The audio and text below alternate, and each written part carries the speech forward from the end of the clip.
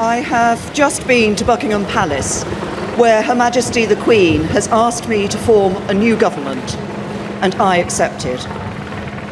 In David Cameron, I follow in the footsteps of a great modern Prime Minister. Under David's leadership, the government stabilised the economy, reduced the budget deficit, and helped more people into work than ever before. But David's true legacy is not about the economy, but about social justice. From the introduction of same-sex marriage to taking people on low wages out of income tax altogether, David Cameron has led a one-nation government, and it is in that spirit that I also plan to lead. Because not everybody knows this, but the full title of my party is the Conservative and Unionist Party. And that word unionist is very important to me. It means we believe in the union, the precious, precious bond between England, Scotland, Wales and Northern Ireland. But it means something else that is just as important. It means we believe in a union not just between the nations of the United Kingdom, but between all of our citizens, every one of us, whoever we are and wherever we're from. That means fighting against the burning injustice that if you're born poor, you will die on average 9 years earlier than others. If you're black, you're treated more harshly by the criminal justice system than if you're white. If you're a white working class boy, you're less likely than anybody else in Britain to go to university. If you're at a state school, you're less likely to reach the top professions than if you're educated privately. If you're a woman, you will earn less than a man. If you suffer from mental health problems, there's not enough help to hand. If you're young, you'll find it harder than ever before to own your own home.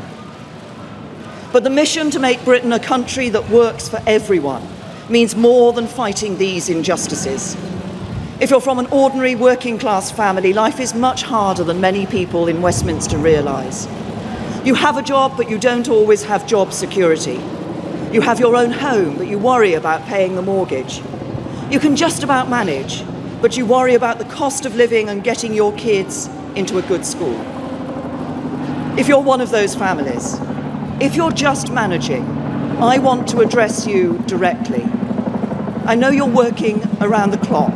I know you're doing your best, and I know that sometimes life can be a struggle. The government I lead will be driven not by the interests of the privileged few, but by yours. We will do everything we can to give you more control over your lives.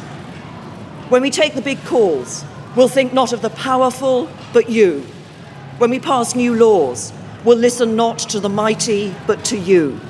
When it comes to taxes, we'll prioritise not the wealthy, but you. When it comes to opportunity, we won't entrench the advantages of the fortunate few.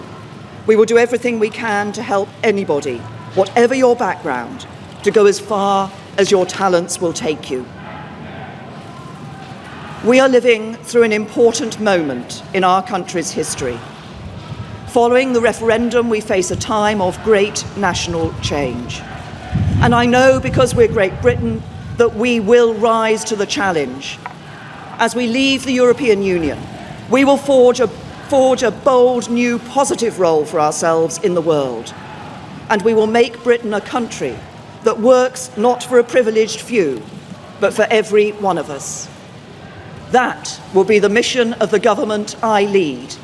And together, we will build a better Britain.